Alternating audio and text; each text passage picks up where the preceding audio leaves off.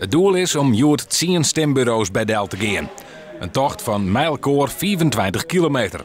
Een makje, want de wethouders trainen wekelijks. 2-3 uur, een stuk natuurgebied, praten we met de inwoners en we doen ons voorbereiden op de kuiertocht.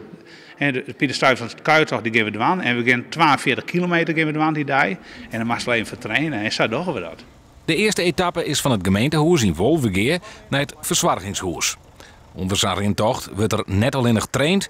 Nee, er is ook tijd om langer mijlkoor te praten. Over van alles en nog wat. Mensen denken dan soms dat wij dingen bekonkelen als we onderweg zijn. Nou, dat is absoluut niet het geval. We zijn gewoon gezellig met z'n tweeën op stap. En ja, er zijn heel veel dingen in het werk waar je eigenlijk niet aan toe komt om erover te praten. En dan is zo'n wandeling vaak een heel mooi moment om eens eventjes wat langer stil te staan bij dingen die er spelen.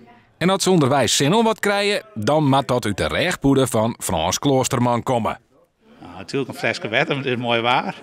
Een raltje pepermunt, Ranjo's hoed net, dus de volle zit en ik ben het in. En we voor elk stembureau nemen we even een verrassing mee, dat die vrijwilligers daar de hele dag zitten. Zo, we hebben nog wat voor jullie meegenomen. Ook nog dat? Kijk eens aan. Mag ik dat aan jou geven? Alsjeblieft. Ja, maar goed hè? Wat aardig. De wethouders hopen met deze actie uiteindelijk ook meer kiezers naar de stembus te krijgen. Natuurlijk vanwege alles wat er landelijk speelt, maar ook omdat de provincie toch heel veel dingen nog ook in onze gemeente bepaalt. En de standpunten die mensen innemen bij de verkiezingen zijn gewoon belangrijk voor de komende 4 jaar. Dus ga stemmen.